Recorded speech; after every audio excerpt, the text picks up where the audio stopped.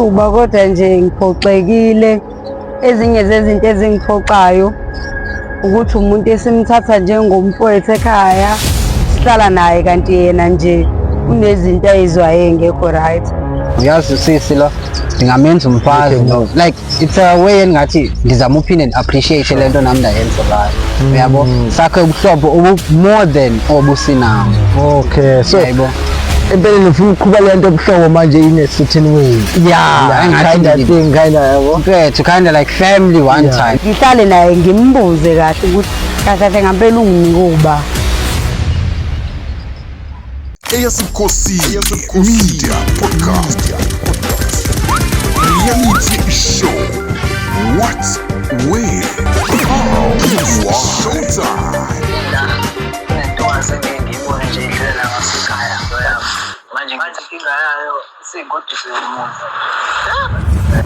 Akilikiti tonke wentombi yesho wenza abantu ubhuti abantu lo yellow bone mfana kaMasu samagamba KS ngijiye bathi stage sakhe seKhosi Media TV uhlelo umjolo roundini ngikhona la onana secret location ngibhayele uDoc la uthi nje une crush yakhe khona la roundini ngifuna mina ngimsize ngibahlanganisa wena ke hamba nami sibuye size ukuthi uDoc namhlanje usiphatheleni kodwa uyazi na uthi isipani sami ukushaya isipani angihluleki kumabizo asabe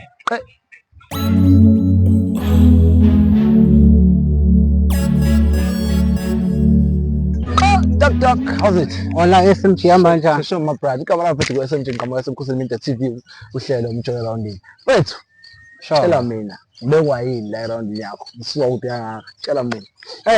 Guys man kunzima yabo khona umntwana ndimthandileyo mfethu yabo kwaye ndamthanda kude kudala. So into eyenzekayo mfethu under certain circumstances ndaye ndamuvela kokwabo yabo. So ndaenda apha ndikhula ndingumntwana ohlala kokwabo ndilala neebrothers zakhe kumnandi yabo. So long story short mfethu my sister ndiye ndaqala ukumthanda mina mfethu ngose singene high school yabo. You know when you're trying to catch feelings uqonda okay so right yabo. Now uyambona manje lo mntwana and into eseyibhlungu ukuba awukwazi uvela ukhasa umuntu kodwa uthi mama kumamakhe yabo. Anizalani mfethu, you're not family related or anything but in the end of the day uyayibamba into yoba ekuse ndigcwele ngalokhwini. So uthe xa ndibasa umatric ndaphuma ndayohlala apho ndihlala khona mfethu for my own reasons ndagrand but ngoku each time noba uyanditexta noba siyancokola or ndihleli naye I have that feeling yoba engathi ngade ndithi mfethu yazini kunala connection khona. Yeah, andiyifuni lento yosiyenzayo uba awe brother and sister. Mina ndibona umfazi apha kuwe ndibona ikusasa lami apha kuwe yebo. Alright, so ngifuna ukuthola Doc ukuthi how long umazi nokuthi how regular nihlangana naye this time since umamazi that time nise high Back in school? the day. Yeah. Okay, so ndingathini yonke lento iqale 2013 after ioleti selingekho yabo. Sure. So ndamuva ke ngoku ndayohlala kokwabo kwamnandi uyayibona ndamazi umamakhe yabo. Umamakhe was a family friend. Sure. So ngoku waqoma no yazini come over umntana yabo. I have relatives but why wathi yena cela ndihlale naye. I was open to that. Ndahlala naye, I was cool with the family, obhuti bakhe ngabafethu. Sakhula sibhana mfethu yabo.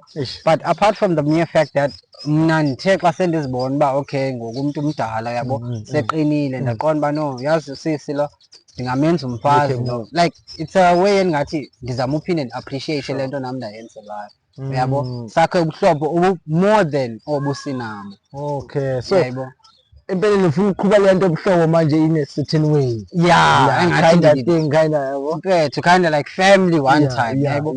So ngoku into eyenzekayo mfethu Yabantu igcineni injalo mfethu uzethu ndigqibele ukumbona yena like recently I'd say beku last week yabo. So simane sibonana, it's not frequent like before because ngoku mina ndihlala apha ndihlala khona apha eThekwini yena uhlala apha hlala khona naye kodwa lapha eThekwini yabo. So ndaqonda uba man it's kind of like faith ndoda siseThekwini soyi-two as close namakhaya ethu. What's stopping us from doing what we want yabo?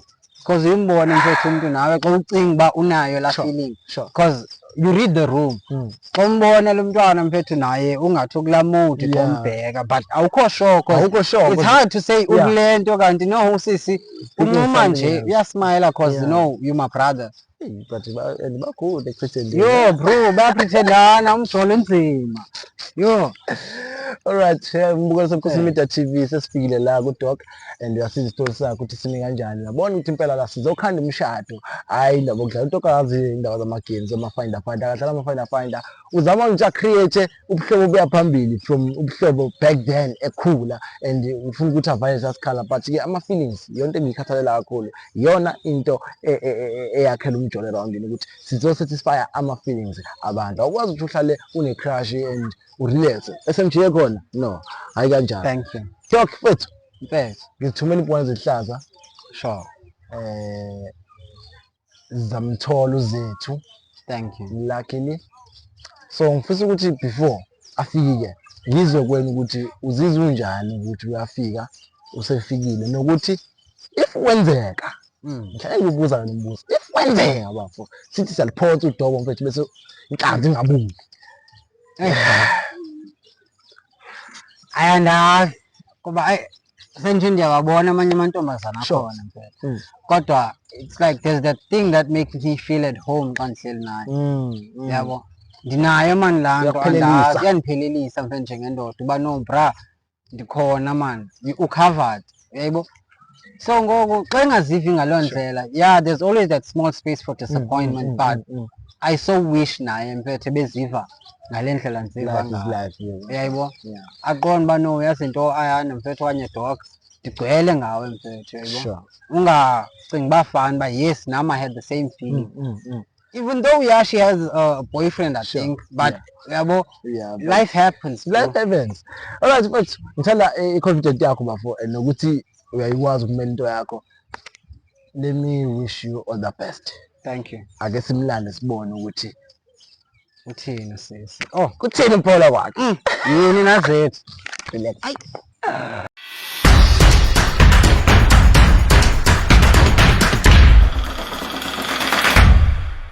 Kelekete mbuka Ukhosi Media TV, you are still live nomjolo aroundini. Doc mfethu sendizile impwana zabuya naye zethu. Bonga mina use kanye nathi zethu sawubona. Siyaphila kuyo ntathu. Aphila. Igama lami ngoSMG ngqhamuka Ukhosi Media TV uhlelo umjolo aroundini. Dadewethu angeke ngande kakhulu ukuthi ngilongichaza ngizwala ukuchaza kodwa ngingaxolisela ukuthi sifike namakhamera ndisithathe khona ngeke sithathe ngawe sibonga ukuthi sihloniphe ukwazi ukufinyela ukuthi ufike uze la kuthini. So inhloso yokuthi ube la nanzi ngikhuluma indawo zabantu. Alright, uyamazi Doc? Umazi kanjani? Mfana ngasekhaya nje futhi ke wahlala nasekhaya njengabafowethu nje bantu esiphile nabo kakhulu. Okay, ufana nobhuti wakho futhi. Alright, uDoc uyireason yokuthi ube la. So angifuni ukuthi ngikhulumele, ngifuna ukuthi uzwele ngikusuka kuyena ukuthi yini edala ukuthi akubekela. Engicabanga ukuthi uzothola nenhloso ukuthi ungani noma uhlelo noma yini. Doc bafo. Yebo baba. Boboka mfowethu, boboka.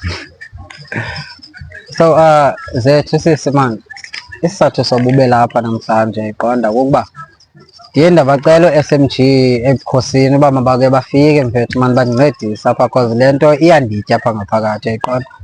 Sekunexesha kona ndicinga ngawe mfondini ndiqonda uba I so wish that I can turn le idea into reality cause mfethu yazi uba sikhule si-close and I'm like a brother to you, you're like a sister to me but up until now I feel like we can do more than that yayibo cause kaloku mfondini like uthando luyakhula mfethu yabo asikwazi ukuhlala endaweni enye siqonda uba no sizithomi yet omnye akaziva ngale ndlela uziva ngayo uyayibo.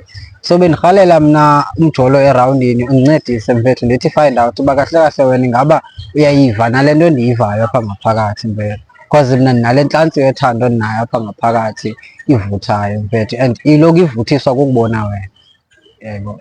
Andazi ke sisi uba wena uziva njani because like it's been close to a decade ndikwazi, and the only reason endifuna ukuthetha nawe ngoku kukuba mfethu sibadala and I really like you. Kuba inoxoka uba ndizoloko ndisithi no you my sister ntoni.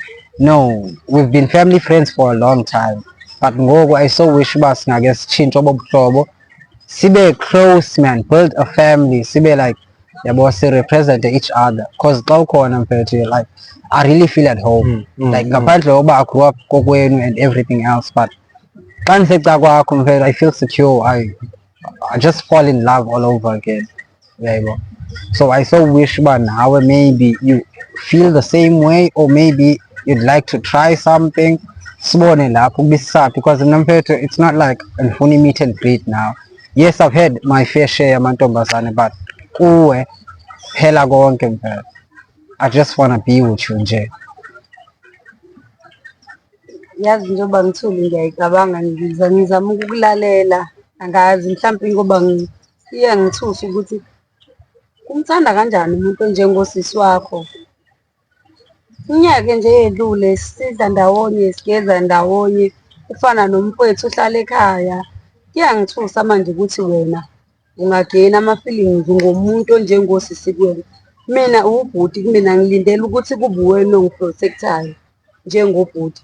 Hayi angazi noma mina mhlawumbe ngicabanga ngenye indlela, but angi-understand ukuthi kwenzeka kanjani. Njengoba ngisho ukuthi sikhule ndawonye ngiyakwazi, ayikho into yakhe engingayazi ewuganga. Iba khona kanjani kimizwa kumina sengizazi zonke izinto zakho kade uzenza, like uma ngingasho nje like an example, ngazi konke ukuganga kwakho mina kokukhula kobufana. Ngiyakwazi uma uthanda umuntu umthanda kanjani, ngiyakwazi futhi uma usuke uyishayela uyidlulela mina. Yakheka kanjani imizwa umuntu kanjalo? Andinakuwuphendula umbuzo wakho, kodwa into endinoyitsho mfethu kokuba uthando mfethu xa lifikile lifika ngendlela esingayaziyo. Lulisela ngamanye amazwi, lifana nokufa. Kuba kaloku sithandwa ndingathini, ukhule from a sister to a lover to a mother. Like I feel warm when I'm next to you. Like i-presence yakho ndiyayiva yabo. Xa ukhona I feel complete. Ewe ndike ndazenza izinto nabanye osisi bekhona uyayiqonda, and sikhula sonke nawe ndibona nosisi othile okanye nentombazane ethile. It was back then. It was back then. Yeah. I'm a grown man ngoku. I'm trying to stand on my own, and I'm trying to like start a family for myself. Yabo. I'm trying to build something endizokwazi ukuthi I have someone. And when ndikuthandela into yoba like you are a very strong and resilient woman. Awuhambi uthatha izinto ezincinci mfondini. I got to know you in a basic level uba ndikwazi ukuku-understand mfethu xa ungekho right naxa uright, uyayiqonda. We shared a lot, so now andifuni mfethu ukuba awungomntu wena ndithanda uba engathi angahambi ehethwa zezintwana mfethu, yayibo. Awunguye nje umntu endimbheka ndibona uba usazodlala abafana lo mntu. Wena xa ndibona wena mfethu ndibona umama wasendlini mfethu sisithanda, yayiqonda. So bendibawela mna mfethu if ikhona indlela entliziyweni yakho uba uyamkele le nto mfethu uba accept. UDoc mfethu uyandithanda, akho nto angayitshintshi. Uyabawela futhi uba abe nam siphilisane, and I'm sure okanye nasekhaya bangajabula xa benova uba mna nawe sicinga ukubopha iqhina lomtshato, uyayiqonda. Sikwazi ukukhulisa ubuhlobo bemindeni yethu, because kaloku ekugqibeleni, yes, from umntwana waseyadini to a grown man, there's a lot that changed. And ngoku I'm a big man, I'm trying to build my own home, and I'm trying to like start a family with you. Kodwa mfethu awukwazi ukuyiqala ifamily, indlela ofuna ukuyiqala ngayo ngizothina ijwayelekile futhi iyathusa. Yabo nje lento eshoyo uma kuthiwa nje uziwa omunye wabafowethu okuthatha njengobhuti, like kuzobe ngazi ukuthi wena you betrayed my family, uhlala khona kanti ngenkathi uhleli khona wena ubhizi ubuka iy'ngane zakulowo muzi ngelinye ilihlo. Yes, your family bangaba happy because bayangazi, but eyami ifamily will feel betrayed ukuthi kanjani umuntu esithemba ukuthi uyena ongabheki iy'ngane zethu. Nje mfethu angazi ngempela serious lento yakhe iyangithusa. Like uma ngathiwa ngiyangenelela nje. Yebo baba. Yeah. So zethu dadewethu if usikhula like injenganani nje yabo, ake ngilinganise ngenkomo. Inkomo inesigaba sakhona, uma izalwa iba yinkonyane, iyakhula iba mhlawumbe let's say iba iduna or iba ithole yabona iba isithole senkomo then mangabe seyizele seyindala seyizele siyimanzi wale siyakhwela siyinkunzi iyathena siyinkabi so nempilo injalo that was then ni like brothers and sisters ngoba nanibone relationship ekhule kuyona so manje isikhathi sishintshile manje yabo isikhathi sishintshile now sekhulile is developing growing from a boy to a man yabo so useyasuka ekutheni sombhali izinto sezibuka in a different way and a blessing in disguise kakhulu mfethu because mina ngoba ukuthi vele ubona umuntu and vele ukhonyisa umuntu ovele seduzana yebo baba kukahle kakhulu yebo icabanga ngendlela ukuthi lo muntu uyakwazi so we've been sharing memories okusho ukuthi uqonda ukungitshela ukuthi indlela yena abonga ngayo kwifamily yasekhaya ileta ayishoyo iyona ndlela yokubonga le asithathe kanje mama sithathe ngale hlobo ekade sichaza ngayo ukuthi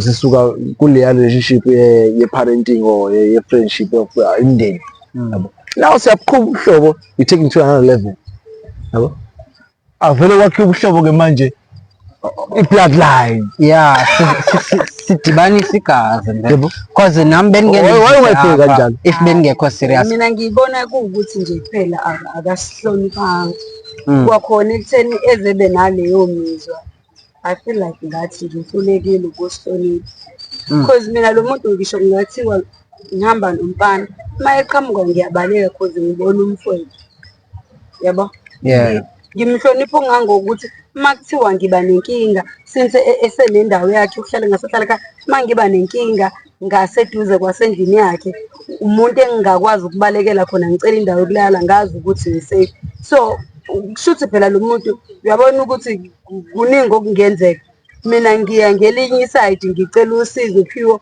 kanti yena ubevele nezi yabo zethu in every man behind there's a woman so women is taking a house is turning a house to a home so nawe sizoshintsha le ndawo kaphuti wakho uyenza ikhaya how's that very good mamela yabona zethu no zethu let me apologize first for ukuba bengathi ndiya disrespect because i-reason yokuba ube lapha benzama ukuquma le ndawo ye disrespect because ndiyayazi uba if ibivele ngenye indlela kubazali bakho siyithetha nje without being here on live television bekuzoba ngathi iyadelela manje lenkwenkwe singamkhulisa kangaka udoctor aqeda senyonyobela umntana ethu ngoku intoni leyo yayikona yilento mina ndiye ndalinda ukuba let me get my own place let me certify myself first ndithethe nawe ke ngokuba sendisazi uba ndijonga ifuture nawe akokuba ndifuna sibe sidlala umacashelana no ndifuna wena waziwe ekhaya nami ndaziwe kokwenu because lento yobuhlobo zethu mfethu goes a long way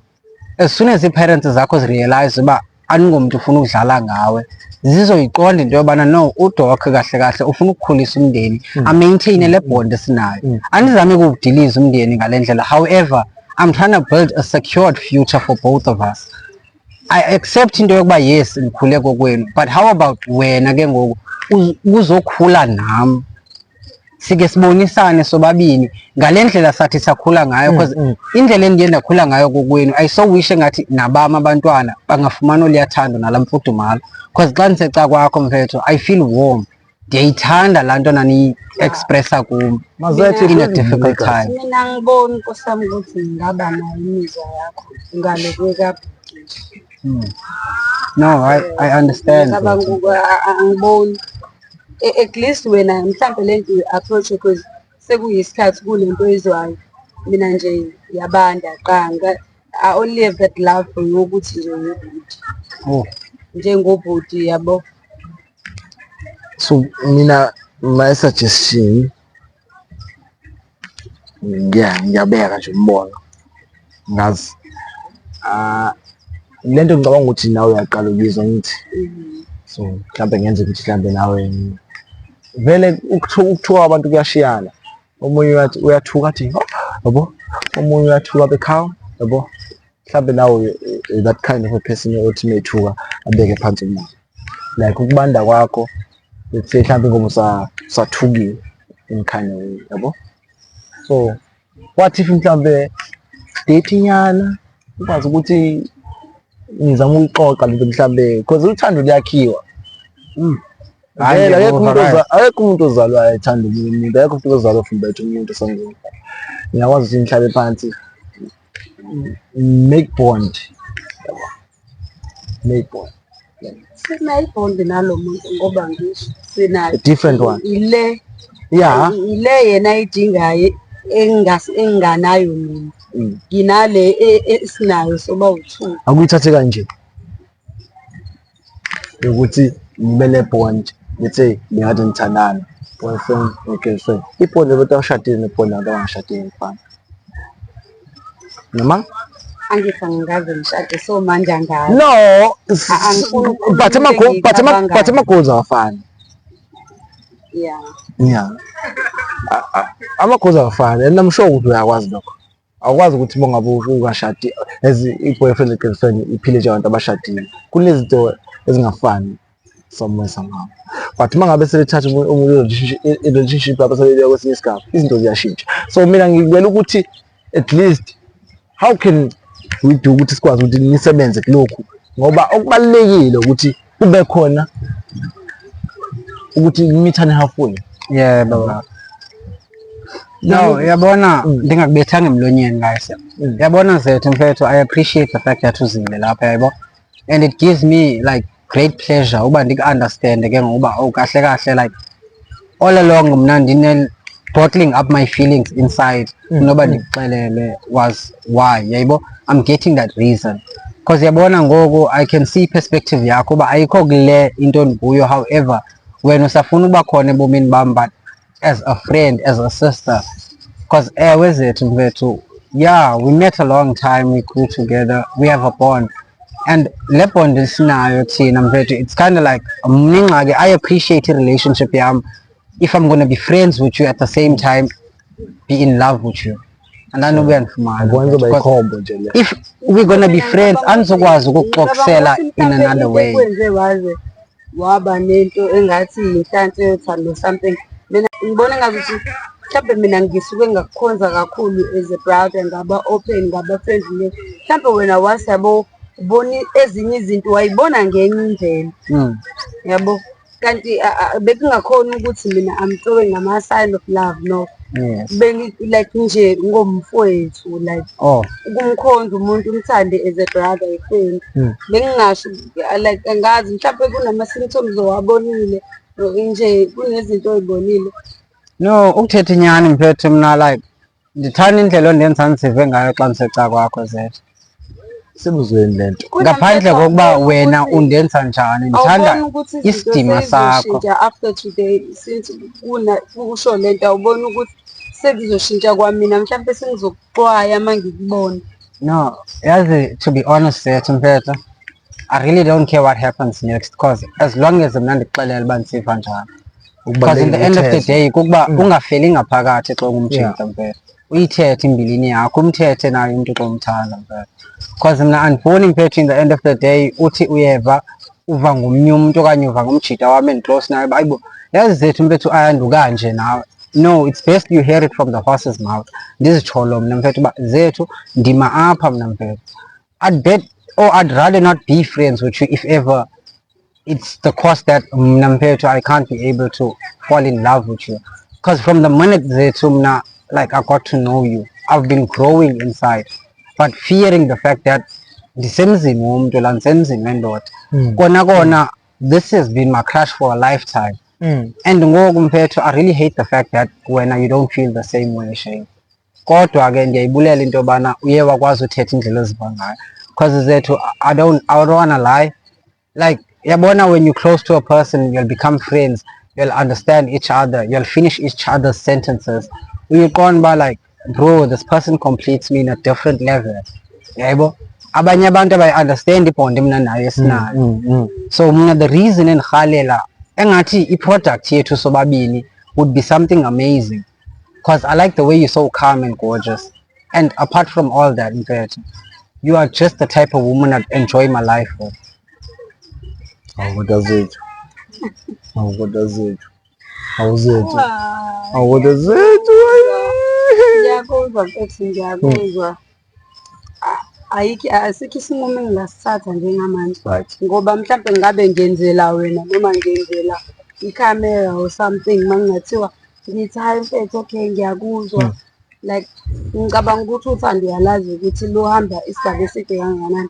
Angeke namhlanje ungitshena namhlanje bese kube khona into engiyizwayo. Ngeke ngifuna ukukuqambela amanga. Phela nje into engiyizwayo kuwukuthi ngithusile nje ukuthi hayibo. That's why I was suggesting ama-dates. Yabo? Yeah. Do you think No, we can always go on a Yeah. date. I'd appreciate that. Go look Tetinyana. Tetinyana? You just name the time, I'll get the place. Ngizomtshena mase ngithola isikhathi. Yeah. Cela i-digest, ayicabanga. Mhlawumbe ngingamnika i-chance ukuthi akayichaze ukuthi kahle kahle lo mkhumbi uthatha. Esengale kwekhamera angixoxele kahle. Awungitshene wena. Loshulu hamba uthatha. Iyazi mina lento osufika nayo ithatha. Come on, loshulu uthatha manje. Yeah, mbukela seKhosinimita TV uhlelo lwethu namhlanje lophetha lapha. Ngizweleke uDoc uyazama ukuchaza ngendlela achaza ngayo and uzethu uyayimukela indlela ayimukela ngayo. For the fact that ukuthi zethu kwazile ukuthi ufike ukwazi ukuthi ulalele ukushiwo uDoc, sibonga kakhulu. We appreciate that. Noma ngingaphathekile kahle ngiyangaphatheki kahle kusami makuphethe kanje ngekho la simitha khona. Yeah, kodwa ngiyalibonga ukuthi lama date igcwele liphasile. Yabona ke ngiyathanda kakhulu ipoint lami liphasile okusho ukuthi umsebenzi wami ngiyawenza. Doc, uthini ngesinqumo esithathu zethu? I understand, but it came as a shock, yabo. Sure. It came as a shock because not so long ago besincokola and can't mention it. However, ngiyaqonda ba naye uzokwazi ukuyicinga kakuhle lento mfethu. Ayibona ba where I'm coming from my side. Sure. Yabo, uba kahle kahle isizathu sobantu ndibe ndimzise kwi-TV mfethu ukuthini. Yabo. But apart from that mfethu, I really hope yena she finds that closure to say well like say lo mjita ngempela like yonke leminyaka ugcina into entsha mfethu.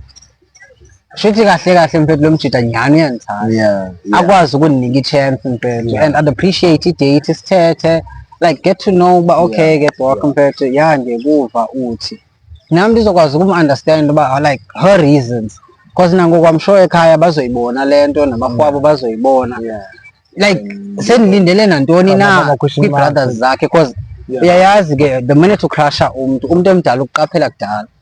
I won't mention into endake like I won't mention umuntu owayithethayo but waye wandixelela uyayibona le ndlela ndimjonga ngayo uyanibona bengathi sendiqala uba nothando. Andizuthetha uba kuse hayi bani ndiziva kanje kodwa wathi hayi ngiyakubona le nto but ke ndaqonda uba mandizame ukuzibamba kodwa ke ngoku mfethu it came to the end uba no bro thetha mfethu because tomorrow is not promised. My brother, thank you very much for making through. Zethu sami ngiyabonga kakhulu ukuthi ufike, so I just hope ukuthi esivumelane ngakho la uzokwenzeka and try guys ukuthi nenze Inshallah. bafethu mina ngifuni ukuthi bekhona imishado ewayo bafethu ngikhona ngakho imishado nobafethu yazi Khosinimita TV uhlelo umjwayelo wami bafethu next time and next place ke ngisho ukuthi la in this place I'm in another secret location next week and next week ngizokwenye secret location so bafethu ngizani njalo. Sanibonani. Ngiyabonga nje ukuthi ninginike ithuba kodwa nje ngiphoxekile. Ezinye zezinto ezingiphoxayo ukuthi umuntu esimthatha njengomfowethu ekhaya sihlala naye kanti yena nje unezinto ayizwayo engekho right. So lokho kunginikeza isifundo sokuthi baqinisile mabethi umfowenu kusho ukuthi umuntu wegazi ngoba omunye umuntu ngakujikela uma ekwazi ukungithanda ukusho ukuthi kuningi okwakungenzeka ukube wafikelwa umqondo ongekho right. So nje ngiphoxekile ngoba mina ngimthatha njengomfowethu and ngiyawazi amahlakahlaka akho kungiphatha kabi kakhulu. Izinto zakhe eziningi ngiyazazi ezenza ukuthi kujika kanjani ukuthi abe nesibindi sokuthi azafile nje ukuthi uyangithanda. So angazi ngiphoxekile Kodwa-ke ngisazomnikeza ithuba le date, ngihlale naye ngimbuze kahle ukuthi kahle kahle ngampela unginike uba.